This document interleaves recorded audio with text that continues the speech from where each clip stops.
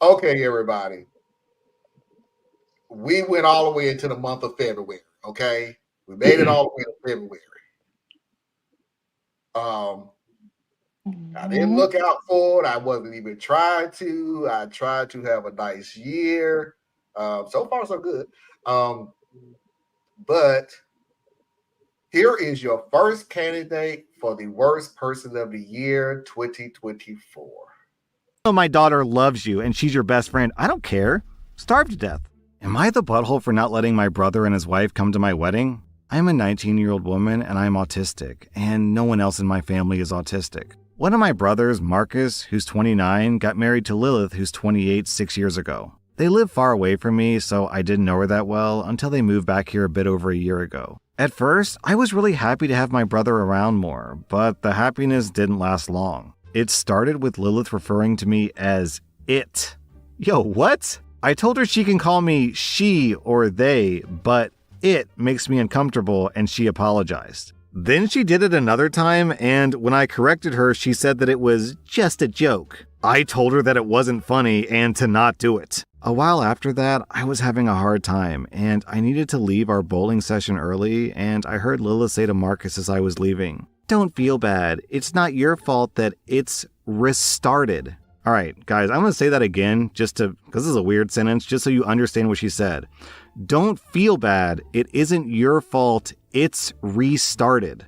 If you don't know, restarted is a variation of the R slur word. I was upset, and I talked to Marcus a couple of days later, and she told me that she was just joking. I told him that it really bothered me, and he said that he would talk to her. Fast forward a bit, and my fiance Sean, who's 28, wait, OP is 19, a 19-year-old girl, and her fiance is a 28-year-old man? Okay.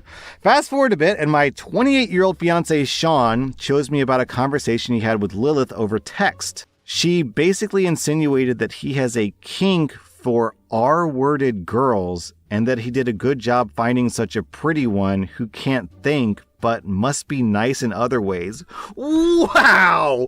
Whoa! Sean was very upset that she had said this, and so was I. I tried to talk to Marcus, but he just told me that Lilith has a dark sense of humor and that she didn't mean to upset anyone. I felt hurt by this still. So when we made invites, we didn't include Marcus or Lilith. When they asked about it, I explained why I made the decision I did, and they were livid? Yo, what am I reading? Now, all my family is saying that if I don't let Marcus and Lilith come, then they won't come. They bring it up whenever I see them or try to talk to them, and they tell me that I'm being a butthole about it. Oh my god, you people. Oh. Where do you find these people at? First of all, I apologize. That's the worst editing crap I've ever done in my life for the longest time. I'm so sorry. That's terrible That's editing. what you apologize for? Yeah, I'm like, for real. No. Really? Okay, Of let me all go the ahead. bad stories you could have found, this the You one? could do, Okay. boy. Let me go ahead and go first then, cause Yeah, I'm I gonna put gotta myself wait. on mute. I I wait might this cuss. I stuff. don't. This don't make no sense. I'm gonna go ahead and ignore the age difference thing because we don't know. We just We don't. don't know what, 19 and 28? That's pretty simple math right there, bro.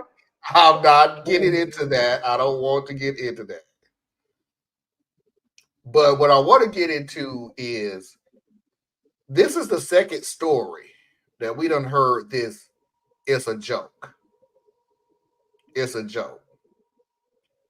So I'm at um